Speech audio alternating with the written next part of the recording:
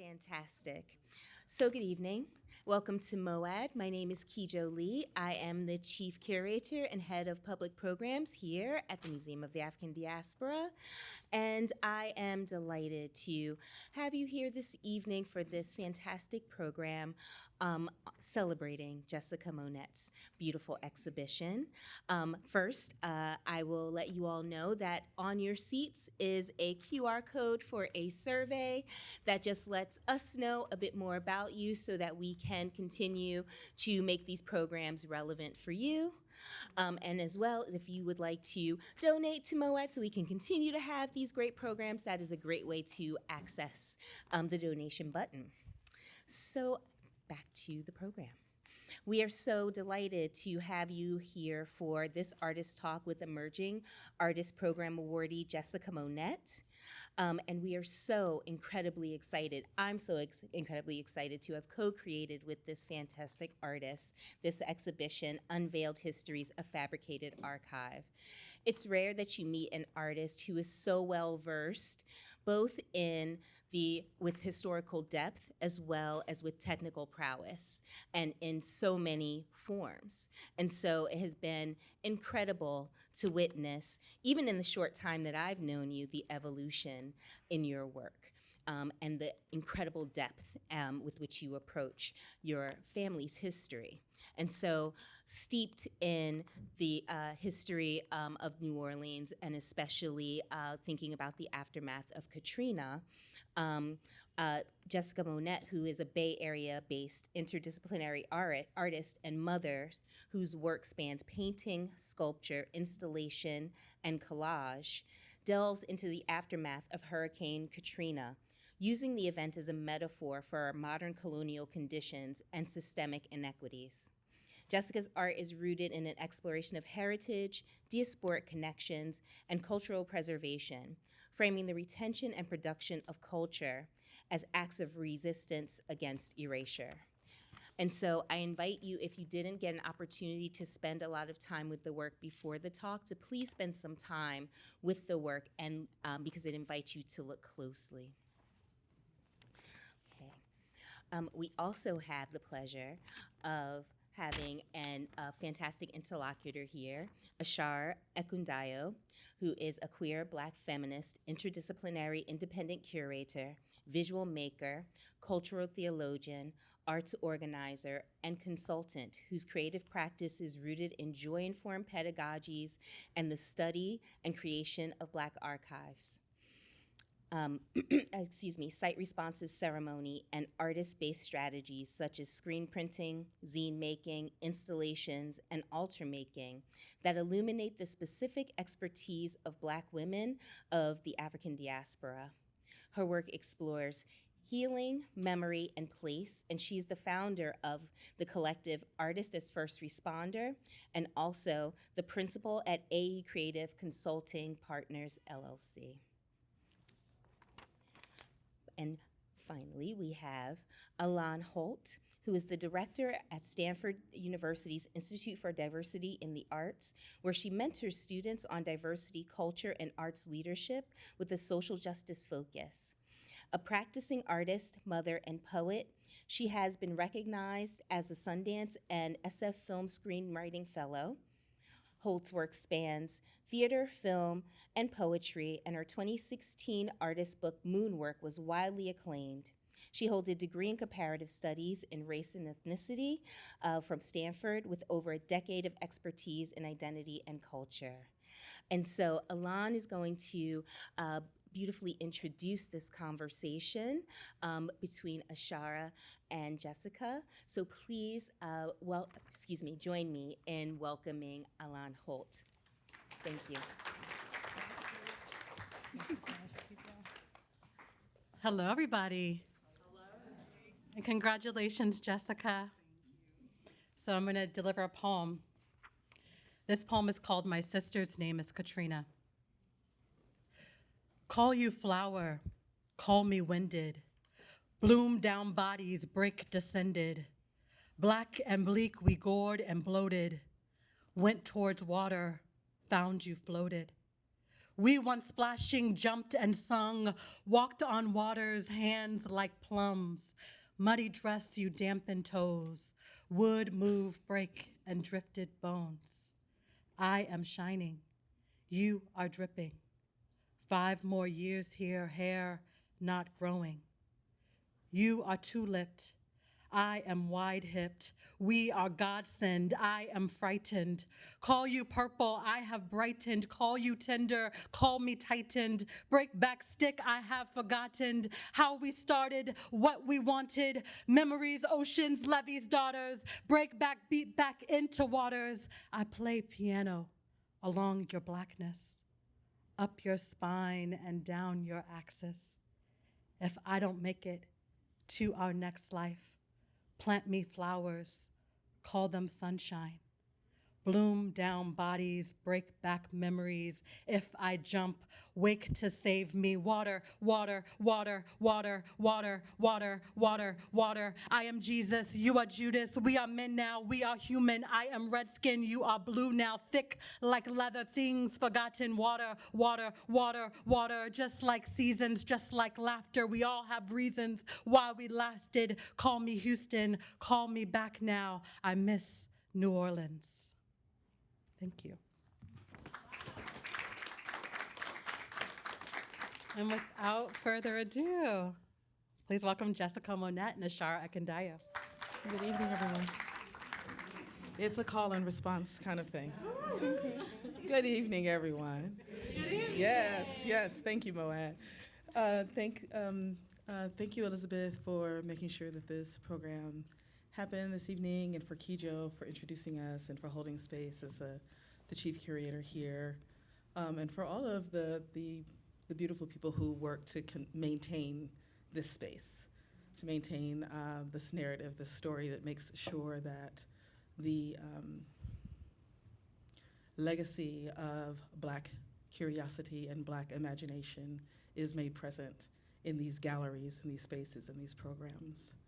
I also want to offer that this museum sits on stolen land, that this museum sits on unceded land, and that it's called San Francisco by some people, but the indigenous First Nation folk, it's interesting, the Ohlone people, the Ohlone Nation who is here, the Chichenyo-speaking Ohlone people, also have names for this space, and that they continue to hold and steward this land that we live and create on. And so I just want to take a moment and a breath for us to acknowledge this particular place, because place is important. We're going to talk about place tonight and space and what it means to be raised in a place on land, at a water, at a river, at a sea, and how we have to continue to lift up and be righteous and good ancestors in these days, in these times. And so I just invite us to take a moment for that kind of acknowledgement of this land and this creativity happening on this land here at this museum.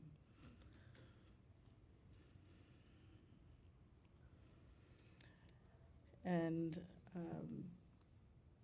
I want to invite you, Jessica, is there some opening prayer that you would like to offer, in this space as we, I think are going to open a portal here, because we're going to talk about the water. I want to know about the water, Yeah, every time I enter into my studio, I have a tradition of lighting incense and thanking my ancestors, because without them, of course, I wouldn't be here, and I feel like they are speaking through me. So, and on both sides of my family, they're both deeply rooted in New Orleans heritage, and so that is what my work is about. And so I definitely feel like the conduit for whatever messages they bring through me. So I offer thanks to my ancestors for everything they have done and will continue to do for me, and still building that reciprocal relationship of doing the work that they want me to do. Yeah. And we say ashe to that. Yes. Ashe. We say amen to that. We say it so it is. You know, it has been a whirlwind of energy over these last few months, and in many ways. And since you've mounted this show here at the museum, some folks maybe have had time to see it over the last few weeks. Maybe people have not. But I'd like for us to position this conversation tonight with the material of soil and soot and residue as an opportunity for us to talk about this work, your work as wake work, as Christina Sharp talks about, are those of us who are living and creating inside of the wake of the Black Atlantic, the wake of the Mayafa, the wake of the transatlantic slave trade, and how those particular stories and memories have shown up in our bones and our blood and our DNA and our practice. And so the question is, tell me about the water in your family. Tell me about how the water came to your family. Or the question is, tell me your first water memory. But let's start with the water. I've always been a water baby in a lot of ways. Like, I've always been drawn to water. What's your sign? Yeah, I'm an Aries. Oh, okay. Always loved to swim, always taken to the water. Something about it is very calming for me. And then I've always noticed, like, even through my migration, I've always lived near water. Like, I always talk about having to live near water. It's just such an important part of our lives. Part of our recreation in New Orleans is if there's nothing to do and we want to go chill, we're going to the lake, right? Or we're going to the river walk, right? Everything is towards the water. So I think that's the role water has played in my life. And then being here in the Bay, of course, I'm in East Palo Alto, so the water is in the Baylands right there. I can smell it in the mornings. I can access it easily. So yeah, water, I think I have an intense relationship with water in a multitude of ways. And I think it brings simultaneity into my work because water is a conduit, but it also can destroy, and it also gives life. And it, so it's a multitude of things happening all at once. And I think that's happening in my work as well. I was going to ask about the multitude of waterways in your work. We met last July. You were on an island in Brazil, surrounded by water. So I was doing an artist residency in Salvador, and you were on the island of Itaparica with the Institute for Diversity in the Arts at Stanford cohort with A-Lan Holt and Amara Tabor-Smith. Through Sakatar, yeah. Through Sakatar, at Sakatar.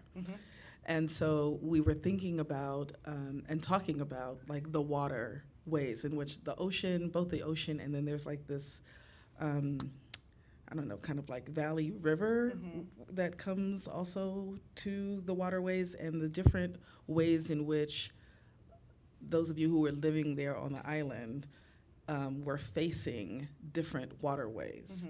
And so when I walked into your studio, there was a portrait. You were working on a portrait. Yeah. And the material isn't like anything that I'm seeing in this room. And so I was very surprised when I walked into MOAD a few weeks ago and saw this work. And I said, oh. So there's been a very long and luscious line that you have pulled to create this series of work. But can we talk about Brazil? And I know that there's some images of the residency that are like just going to be on loop behind us, but can we talk a little bit about that particular place and the impact of the Orisha, the water, and the inquiry that you were able to step through, because it catapulted you to this place that you are right now. So let's start with that place. There's so much there. How much time do we have? Not much. I know, not much. Okay, yeah, so the work that you saw when you were in my studio in Brazil, was an exercise with, what was a figurative exercise. So I started out as a figurative oil painter. I loved portraiture, still do, still trying to build a bridge, in that relationship with portraiture and the figure. But also what was hanging in that studio were those coconut husks from that piece back there. So you didn't get a chance to see it, but I've been working in the realm of abstraction for as long as I've been working figuratively. I have a love for both of those things, and oftentimes I've had people tell me you need to pick a lane, choose one of those things. And I guess being the rebel that I am, I decided not to do that. And so this is why I'm an interdisciplinary artist, because I feel like each medium serves a purpose and is a tool for a certain type of message, and also can reach people in different ways. So why not use them in all the ways? So when I entered into the program at Stanford, I was like, oh, I'm gonna be painting figures. I'm gonna do a figurative thing. I'm gonna just do big portraits and all the things. First year, I struggled so bad. Like, it was rough. And then I got the residency in Brazil. And what Brazil gave to me was grounding. It made me feel seen in ways that I don't necessarily feel seen here in the US. And what I mean by that is there is monuments of orishas. There are affirming things in the streets all the time, affirming culture, affirming religious practices, spiritual practices, affirming Blackness. Though they struggle in similar ways to what we do diasporically as Black people, I don't see that kind of reaffirming here. And so when I saw it there, it just gave me the confidence to understand that as a US citizen, I do have privilege in a lot of ways that other Black diaspora people do not. And so what do I do with that? How do I take that power and let go of whatever colonized way of art making I have in my mind and just go with my intuition? So it was learning how to use intuition and be okay with knowing that intuition is a valid form of knowledge. Mm-hmm. So that is, in a little bit of a nutshell, what Brazil gave to me was confidence. Mm-hmm. Yeah. Okay, so the confidence, the conversation with the coconut husks. Mm-hmm. We were talking about you using the material itself, but we were also having a conversation around sustainability and the ecosystem and the various utility of the land, and particularly of the coconut. I wonder if there is a little bit more you can say about the use of raw material in your work. Particularly, I'm thinking about sediment, and the way in which coconut breaks down, and becomes really rich material for building valuable soil. I think enrich, maybe the word is potent that I'm looking for, the opportunity for potency and the use of the environment in your work, and how that meditation was able to show up in a way, and how it's represented in this work that's here. Mm-hmm. To talk a little bit about, raw material. I think that's what I'm thinking about in this particular moment. Oftentimes I'm using materials as a way to bring context into the work. So for me, it was important to, for lack of a better term, smuggle these coconut husks back to the U.S. Mm-hmm. These were in Itaparica on the Sakatara residence. They have a ton of coconut trees, and they were just shedding, and I collected them, and it rained a lot there. So I had them hanging in the studio, let them dry. I had no idea what I was going to do with them. I just know I needed them. And that's oftentimes what happens. I'm like a little bit of a hoarder. Maybe my husband would probably say I'm a lot of a hoarder. But I'm constantly collecting things that I feel may serve me in the future. Sometimes I don't understand what that is in the moment. Like then, I didn't know what was happening. But by the time I got back to the States and starting with the sedimentation pieces, basically the sedimentation pieces came to me, not to sound esoteric, but it came to me in a vision. I just saw them completed, the first set of 3. I saw them, and I didn't even trust myself at first. I was like, what is this thing? What is it? I don't know. Let's just go with it. And then I started thinking, well, how do I talk about Katrina and sediment? And also talk about persistence as Black people, how we continue to survive, and how do I bring my actual family into the work? And so I started collecting my family's clothing, and also thinking about not purchasing items to make art with, like using the resources that we have. We have an overabundance of materials, especially here in the U.S. And I didn't want to create more trash. I wanted to do something with what we deem as trash or throwaway, and that's how the sedimentation pieces came to be. Can we talk some more about visions and dreaming and getting a download, for instance? I want to ask about religious practice, spiritual practice, and how you were raised in New Orleans. If the idea of visioning, dreaming, or even being mounted was part of your upbringing.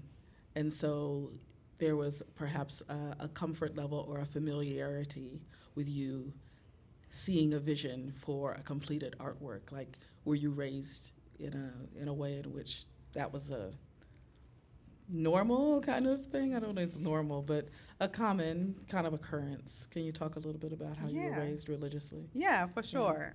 So my father was Hebrew Israelite. My father and my mother were Hebrew Israelite, very Afrocentric in that spiritual practice. And then I also had family members on my father's side who practiced voodoo. I had a uncle named Connie Bob that my dad would tell me stories about, who would lay hands on people and tell them what their futures were. And then my mother was Christian, still is Christian, Jehovah's Witness. And so I always had this kind of dichotomy of like these two opposing religious practices, but I always had different religious practices all around me. It was never one thing or the other, and there was always some kind of conversation around it, whether it's an argument or somebody trying to prove a point. We were always trying to dissect what was happening in each sect of, spirituality for said particular family member. So I think that growing up around all of these different spiritualities left me open. Mm-hmm. That's what I was wondering. And what you just said was dissecting spirit, Mm-hmm. and I think that's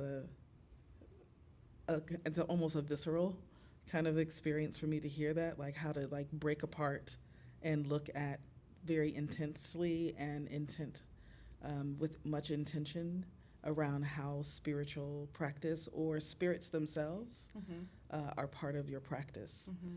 And so when we talk about New Orleans now, and we talk about Vodun and its manifestations hidden and blatantly outward in New Orleans and in Brazil, that came across the water through the transatlantic slave trade.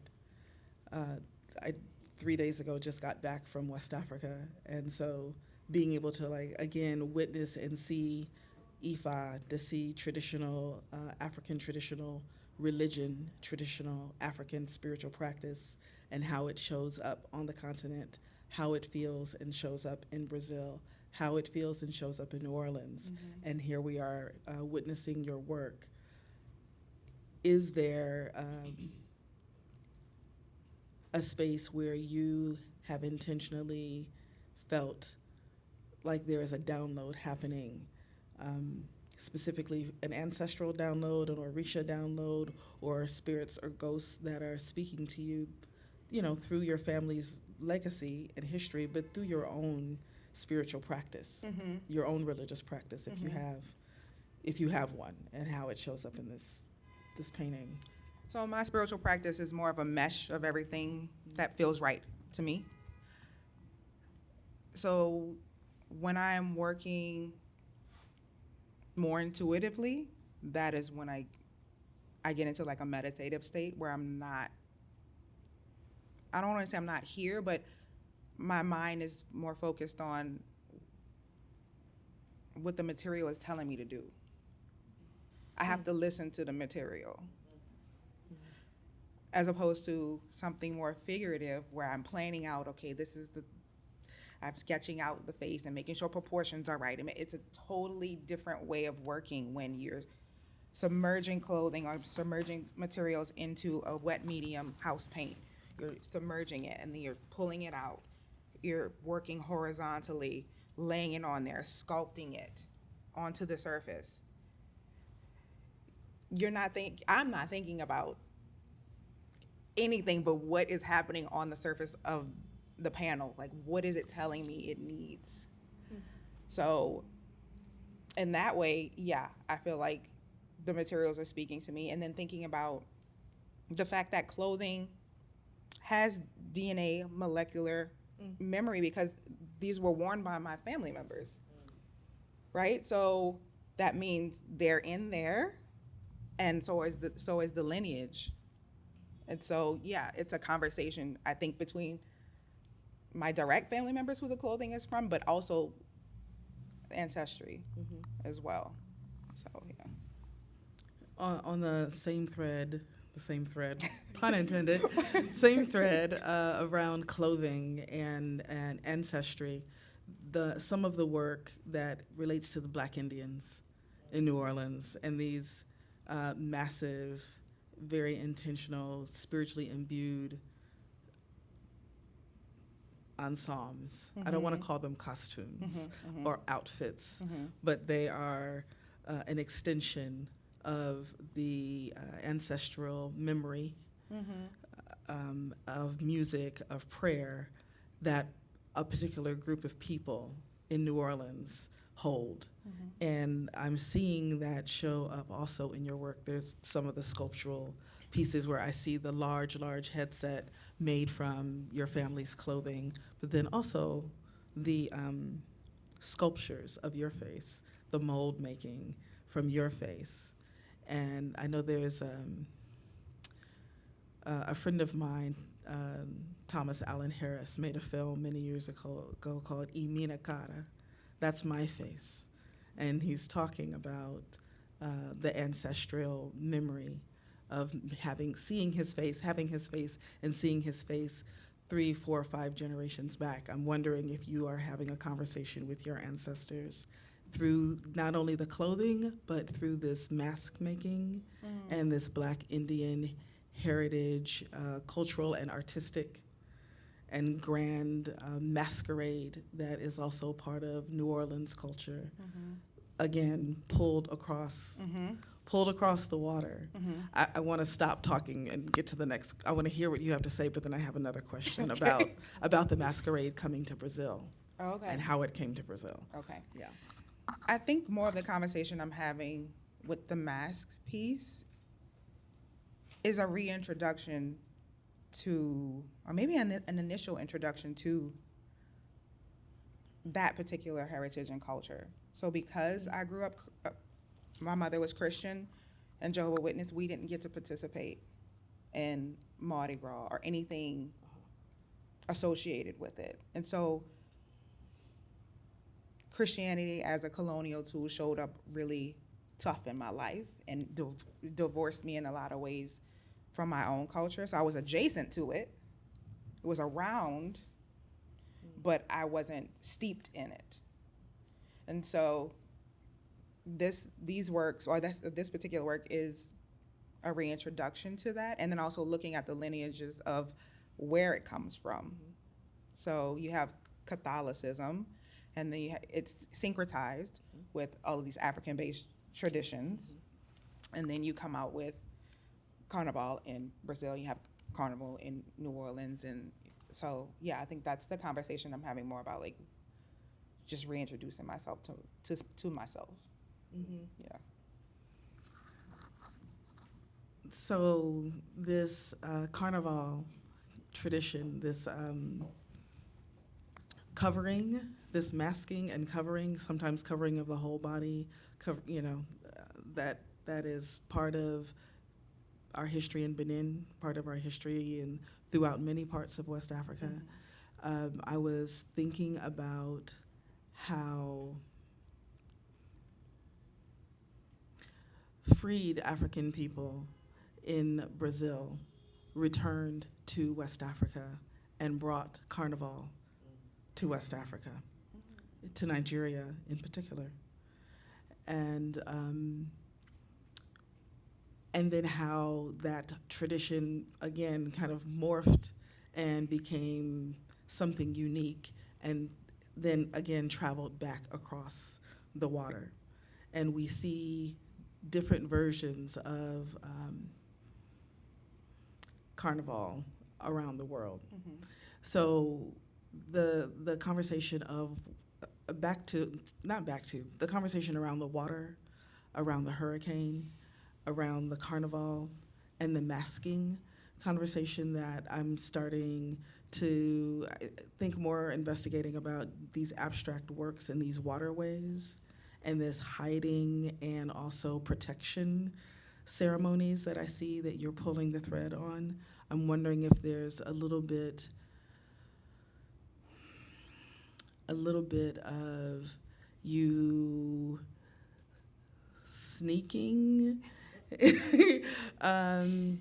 ceremony into your work in a way that allows you to have your own spiritual practice, but also allows you to stay connected to your mother and what her beliefs are and what your family's beliefs are in terms of spiritual practice. And I'm trying to figure out if you're doing if you're kind of hiding your own spiritual curiosity inside of your work in a way that allows you still to stay connected to your family without them feeling like you. Ooh, exposure. It's not a very well-formed question, I have to admit, but I'm trying to be sensitive to the way in which I ask it. Yes. I'm just wondering if your own curiosity is being masked in a way that allows you to explore it, but also allows you to not make your mama mad. Hi, Mom. Yes. Yes. Well, there's also this thing of I don't belong to a particular practice, and so I'm dipping into all of these things that I feel belong to me in some way, or I feel connected to in some way, but also still trying to be respectful of the fact that I am not maybe an initiate or someone who has a full-on practice. So I'm treading this line of what I feel is inherent to me, and being respectful of people who are actually practicing it seriously, and also of course treading the line with the Christian side of the family, who until now probably don't even know I have an ancestor altar. I have one. So yeah, there are things that I'm contending with in the work and in life, navigating relationships. And I think that for me, spirituality, especially rooting myself in African-based spiritual practices, is a reach back to, what we were doing before colonization happened, where were we? What were we doing? What was natural what came from us naturally? What were we investigating? What conversations were we having with spirit before it was interrupted? Mm-hmm. And so I think I'm having a conversation and trying to have a conversation through my work without it being interrupted. So. What were the conversations you were having with spirit and with your family before Katrina? Oh, I was 18 when Katrina hit, and I just graduated high school. I didn't know what I wanted to do with my life. I had enrolled into hair school because I had no clue what to do. And I came from actually a long line of hairstylists on my mother's side, so it was tradition. So I was like, all right, we'll do this. It doesn't take long, and if I don't like it, I'll move on to something else, of which I obviously did. But yeah, conversations I was having then, I actually really don't even remember. Then Katrina is one of those events, I think when we have really traumatic events in our life, it becomes a timestamp. And I remember from that point on more, it's harder for me to remember like right before it. It's tough. Well, that makes sense because your work is described as a reaction in relation to this hurricane.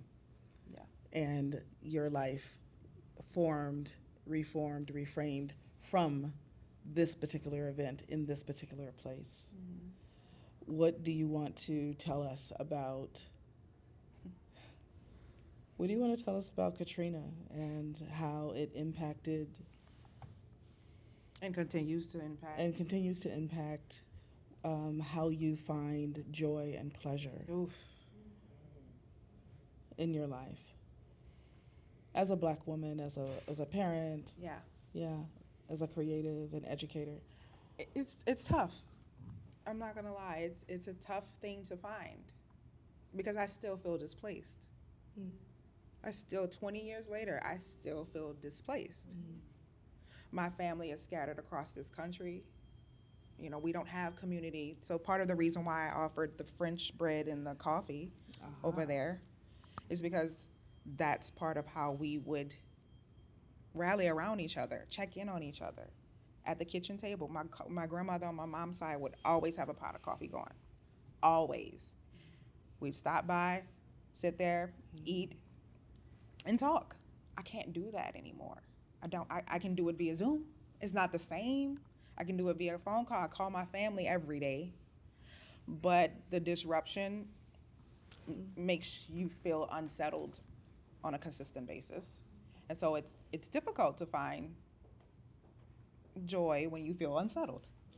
Not to mention all of the things, not even about just this moment, which Katrina, the things that happened then are still happening now in New Orleans, if not more exacerbated. We have gentrification. We have lack of the education system is horrible. The economic growth is not there. Police brutality, still there. Like it's perpetuated. It's ongoing. And so knowing all of this and feeling all of this and trying to process it through the work, it is therapeutic, but it's still there. It looms. So yeah, finding those moments of joy, I have those moments when I'm in the work. And I'm going to ask you what's bringing you joy, because there's definitely some joy happening here. Yeah, when I'm in the work. When I'm in the work and I hit that like meditative moment, and I know that I'm doing something that is generative for my people from New Orleans, who I know this work is resonating with, and just people who see and connect with the work. That brings me joy, because for a long time I made artwork in solitude, never showed my work, so it's been a bit of a road, and so now I'm at this point where, I've gotten to a point where I'm happy about the work and I'm ready to show it and ready to make more work, and that's where I find that's where I find the joy. Yeah. Yeah. There's a series of your sculptures that I saw called Tethered. Maybe they're look at timing. And I was just thinking about joy and the pulling, the pulling of story, the pulling of memory, and the stretching of family when you say we have been displaced, and we still are not able to like come together and please have some bread and some coffee, you all, before you leave. But you're not able to do that in person necessarily. But can we talk about, again, the tethering, the tension of the Black Atlantic in your work? And so the deluge, this constant conversation of water with water that you're having in your work, even in these like ties, the material of rope, the material of being held to the bottom of the ocean, being held from one coast to another coast, of being held from one side of your family in Texas to another side in Louisiana or wherever you're here in California. What tethered feels like, and how you came to like make those works, those ties of taughtness, across memory and geography. So part of the reason why I'm an interdisciplinary artist is because I love the materials, the tactility, the feeling of the rope I became obsessed with. Sometimes I don't even know how these things, I haven't even like processed how rope even entered into my toolbox, but it's here and I don't think it's going anywhere anytime soon. But I think that for me, of course, there is a historical context with rope, but I also think that rope is generative in a lot of ways, thinking about unraveling. So rope is made of fibers that are then twisted around other fibers that are then twisted around other fibers, et cetera, et cetera. Yes. What does that mean to unravel all of it? What does that mean to, again, reintroduce, unveiling histories and fabricating the archive? Like, what does that mean for me to go back person by person? Who was this person, Ma? Who was this person, great-great-grandparent? And then the bigger histories also. So not only am I trying to reintroduce myself to my own history personally, like within my immediate family, but also, through the lack of education in this country that we receive in the public school systems, reintroducing myself to these overarching themes of Blackness and migration and just all the things that I had never learned. I didn't realize how uneducated I was about my own heritage until I went to San Francisco State and picked up a minor in Africana Studies. And I felt ashamed that I didn't know so much about us. It was heartbreaking that I had to go to college to be introduced to myself, which is crazy because I had my father played reggae, and there was always conversations around Blackness. Reggae music are history lessons. That part. You hear it, you get a lot. So if you can understand the patois. Well, I mean, New Orleans ain't that far from patois. The way we talk in New Orleans is not that far from it. But so in relationship to like all my friends, I knew more than a lot of them did about our heritage. But then when I got to college and realized I hadn't even scratched the surface, it was just like, okay, San Francisco State gave me my undergirding for my practice. Amen. The birthplace of Black studies gave me my undergirding for my practice, because what was I talking about? What am I saying? What am I investigating? So, yeah, that's in a nutshell, kind of. this tethering. Yeah. Talk about the family photo albums. Yeah, and the tethering that's happening there as well. The photos of little you, the photos of little cousins, of younger mamas, of younger daddies, and how you feel about that as a parent. You know, your child is here in the audience with us. Yes, my other baby's at Uh-huh. school, but yeah. And I have this belief and knowing that artist begat artist. So you can try to escape as a child if one of your parents is an artist, but you will not escape it. Ask my children who tried. I don't want to go to any more film festivals or poetry readings or anything. I'm like, yeah, okay, good luck. It's like, good luck, because that's what we do. But I'm wondering the family memories, the family photos. What does your family say about your work? Do they understand that you're an artist? You know, because my family's still, baby, what do you do? Excuse me. What do you do? And how do you make money at that?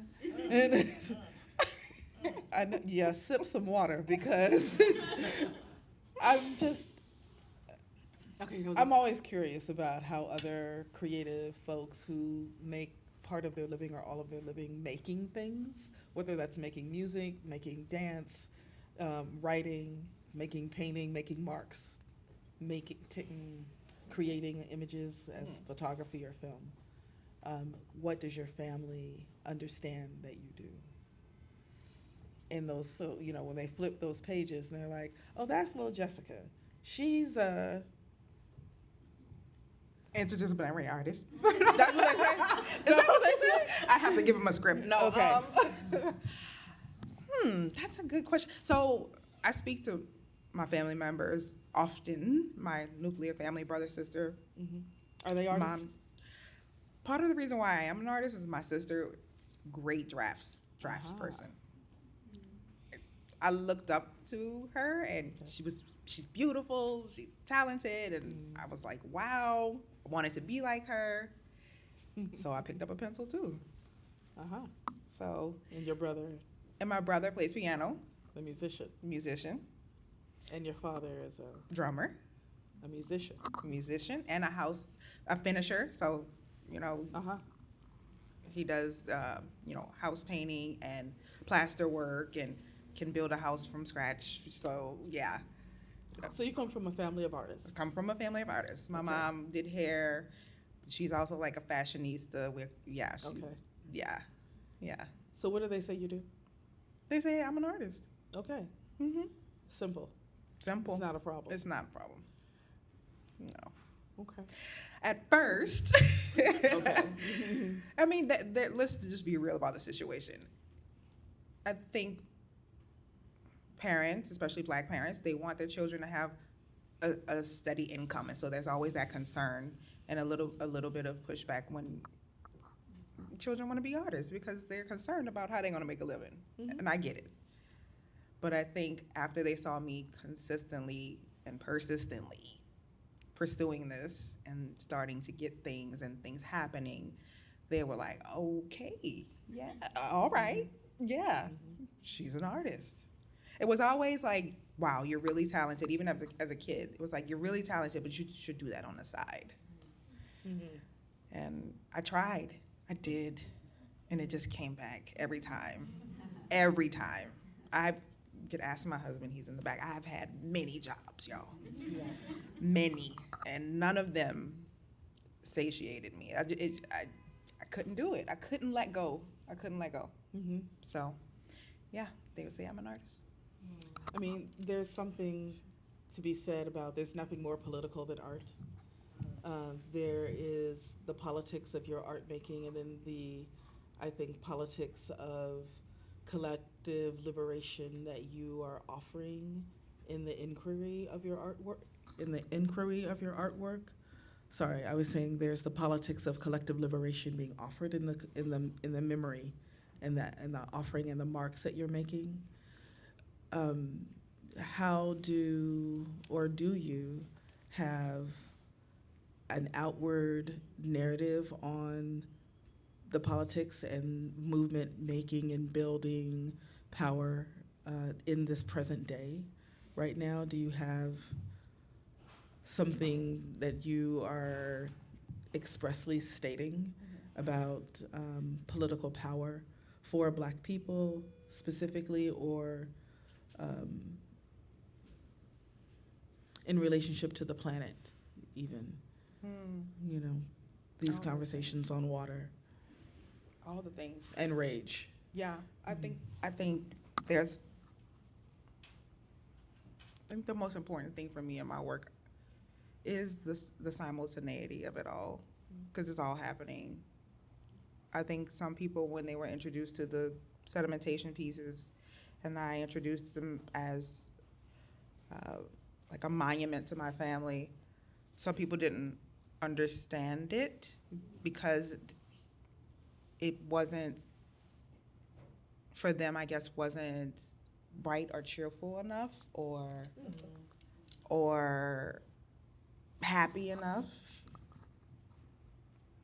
But that's not existence. That's not how we live. We live with it all at once. Right? So that's what it is, right? It's solidifying their presence, but it's also talking about how bad Katrina was and continues to be. And so I think you hit on something for me that is a really important part of the work as well, is memory. Because we have lost so much through the transatlantic slave trade. One, water passage.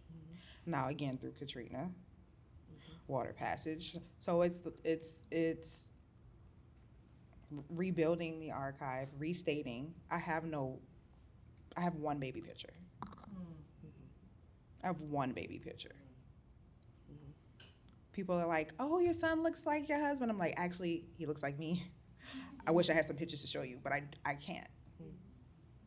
And so I'm trying to create something, build something that I can pass on.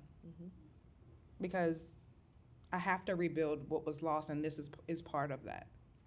So yeah, the memory is remembering our history, remembering Katrina, and yeah, not forgetting this. Like, yes, this was 20 years ago, but y'all, we're still dealing with these things politically, everywhere. This is not going away.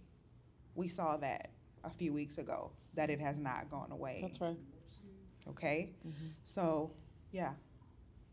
So these pieces also represent, as you said, the rebuilding of an archive through the actual material and DNA and slough off skin from your family members, in addition to the soil, the sediment, the water, the mud, and the grit, and the trash, even on the land. I'm wondering where are you going now with this?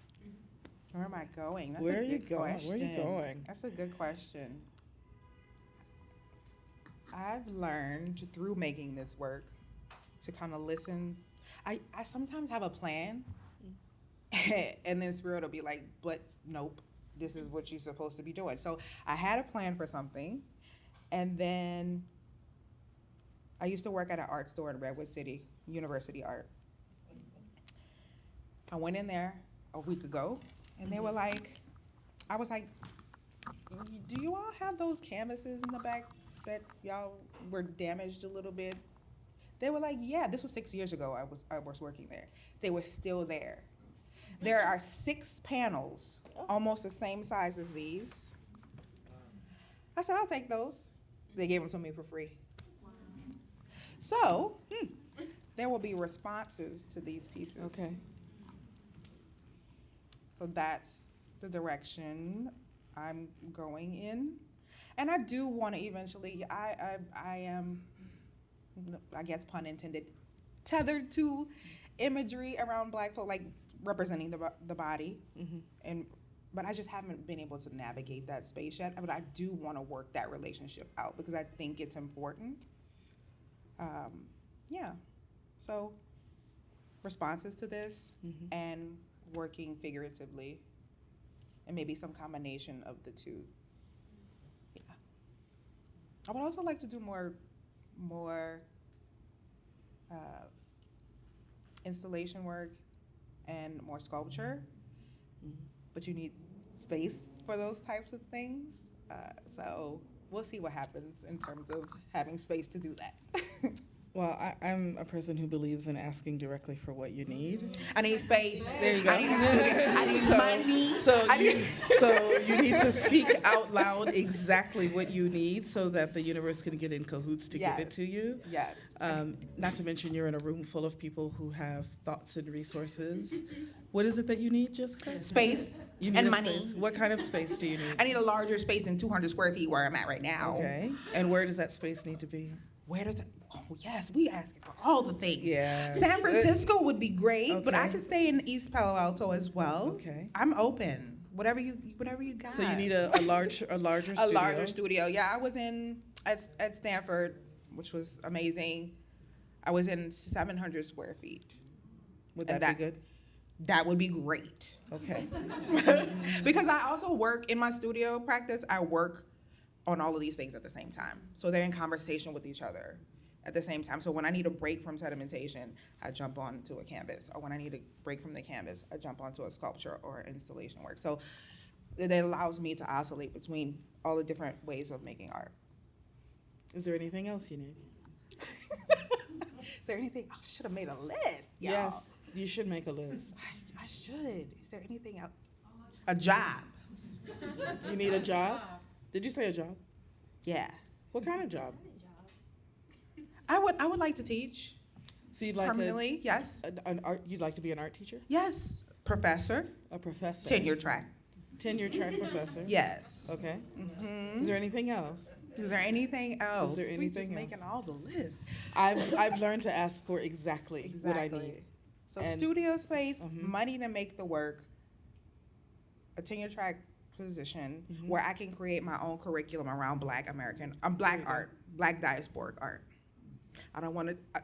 I want to teach what I want to teach, y'all. Okay. Okay. Thank you. Thank you. So I want to open up an opportunity for you all for reflections or questions or inquiry from, and if you could come, is there? There's not another mic. So if you want to use my mic, come up to the front of the room because this mic is not going to detach. And we do want you to be recorded so that there's amplified sound. So if you have a question, would you like to come up and ask the question? Okay. Hey. I had to write it down because I was going to forget. That's fine. Please give your name. Yes. How are you, sweetheart? Good to see you. I'm Alex Morrison. Nice to see everybody. And thank you for being so vulnerable in your answers and sharing so much of your love with us. And you are you, girl. Good to see you. So do you have any specific rituals or practices that you engage in before, during, or after creating your art? And then my second question is, when do you know when you're done? Thank you. That is always a good question. I have to ask myself that question. When I was at Stanford, I would walk into my studio, light some Nag Champa incense, burn some sage and some Palo Santo, put on some music, and get going. So that's usually my ritual, and my professor would come into the studio and be like, it smells spiritual in here. It smells spiritual in here. Yes, Enrique. Yes, that was Enrique. That was Enrique. Okay. And then the second question was, How do you know when you're done? How do I know when I'm done? You know, with these, I just knew it. It was just. I don't want to sound like narcissistic. It just came so easy. I just knew. I'm sorry. I don't know how else to say that. With these, I just knew. With the paintings, it's harder for me. It's harder for me with paintings, for sure. I have to sit with them for a while and then be in conversation with other people sometimes to help me figure that part out. Sculptures, the more tactile materials, it's easier for me to just say, I know it's finished. Uh-huh. Painting, I think I still love it because it does give me that pushback. It lets me fight with it. Mm-hmm. So, yeah. There was another hand I saw. Come on up.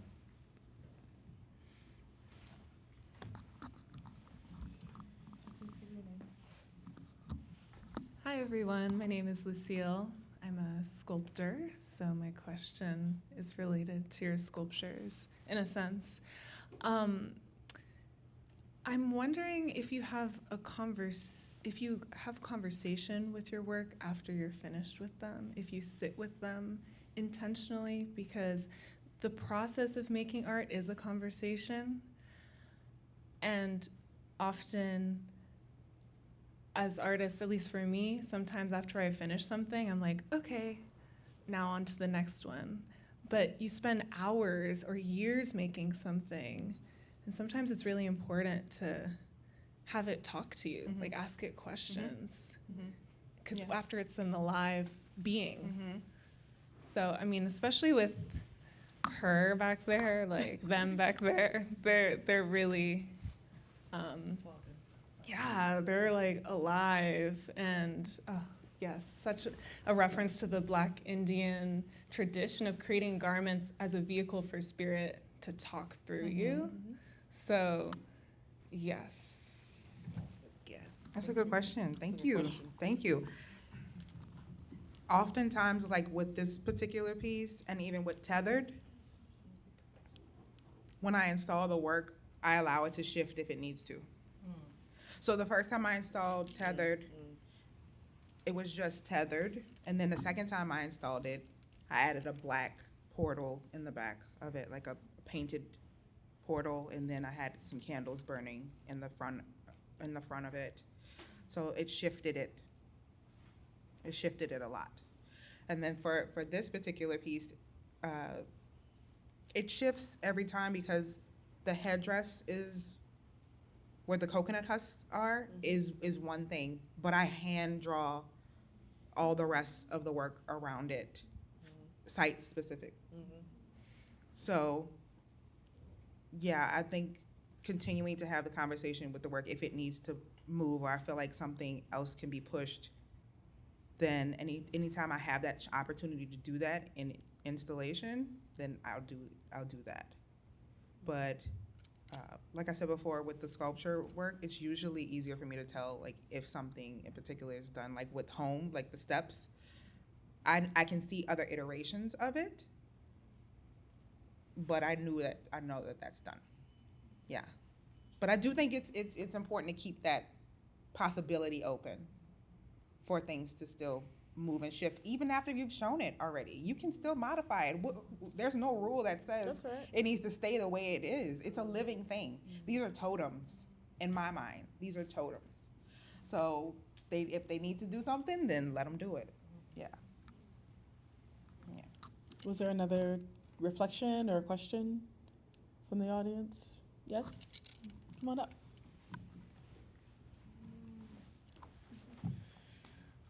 Hey, I'm Enam. Firstly, just want to say thank you for being so generous. I wanted to ask, I feel that there's a performative element to the work, and I know that you said you grew up adjacent to Carnival, and the second line, there are musicians in your family. I feel like it's embodied, it's inherent, and even the way that, materials are worked on the canvas, there's a performative element to that when you're working with those materials. Can you see that showing up in other ways in your practice? Are you trying to get me to perform? Is that what's happening? Oddly enough, I grew up dancing. I danced. Secretly dancing? No, but Did you say Jehovah's Witness? Where were you dancing? actually, my mom put me in ballet tap. Oh, okay, jazz. okay, that, okay. But okay, black culture then dancing. wait, Okay. my sister Okay. danced Casa Samba. So I was introduced to Brazil as a teenager. Full circle moment. So when I got to Brazil, I was like samba, and I was like, yes. Yeah, I think that's partly the reason why I work at the scale that I do, and I would love to go larger. is because it is a physical act, right? The larger your canvas, the more you have to move around it. And that also helps me process. You know, it helps me process the pain, process everything. So yeah, I can see, I'm open to it. I'm open to it, yeah, for sure.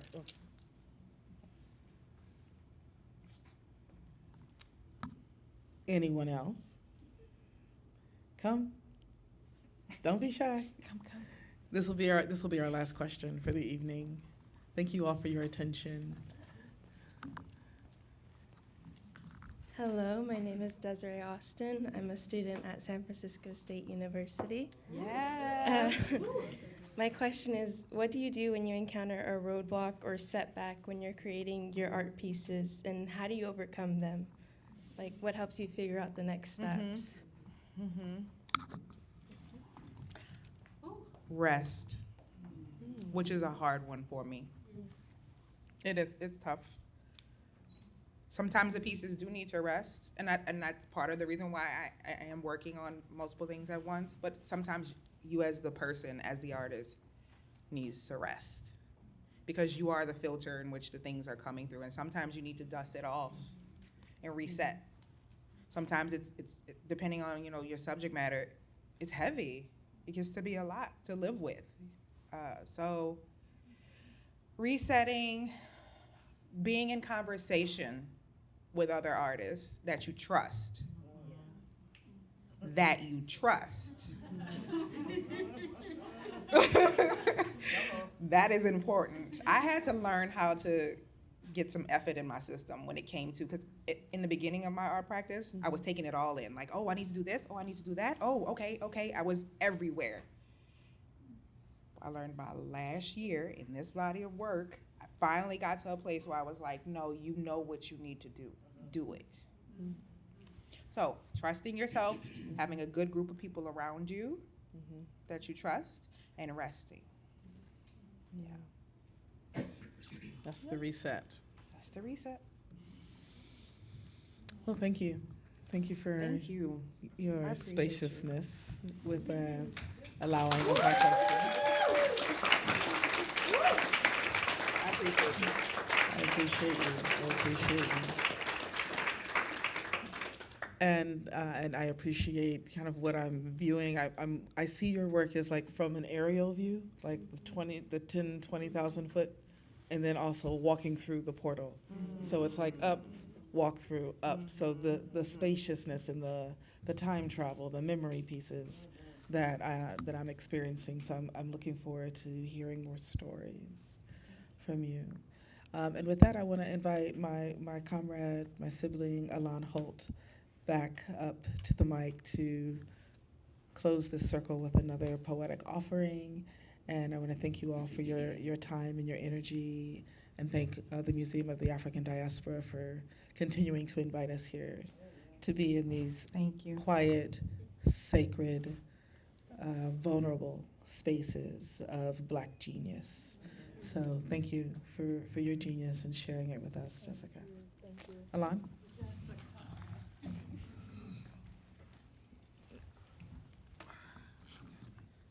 One more time for Jessica Monette.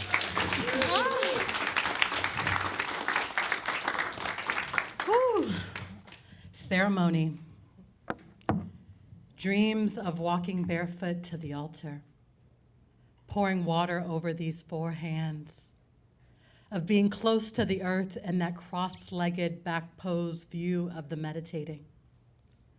We center ourselves in communion, surrounded first by our children, then our relation, then all these friends who have become our relation. We create ceremony in this space, baptism here among these trees. There are spirits here. I know it. They sound like tides coming in. Do you hear them? Do you feel them? How pleasant it is to lie back and feel their anointing run all over a lover's body whose frame you could easily slip into, whose eyes you found yourself floating in when you woke up this morning. lying together before dawn after sleeping since dusk, waiting for a world not yet risen. Today is a day for ceremony, you say, for making our way to the water, for eating fresh fruits, feasting on seeds, all under a plumage of branches. Today, we dream with these creatures here, you say. We go back to back, the light of liquid moving its way up our thighs, a river that seems to flow through us. There is magic here, and there is moonlight. There are rites and rituals to do before the day is done. What a wonder it is to be forearmed, to shed the vessel of human skin and feel the sky. There is laughter that catches the wind. We marvel at ourselves, childlike with excitement of all the new things we've inherited in this union. These 4 arms and 4 legs of this creature we've become, crawling together, then learning how to walk upright again. Congratulations, Jessica. We love you.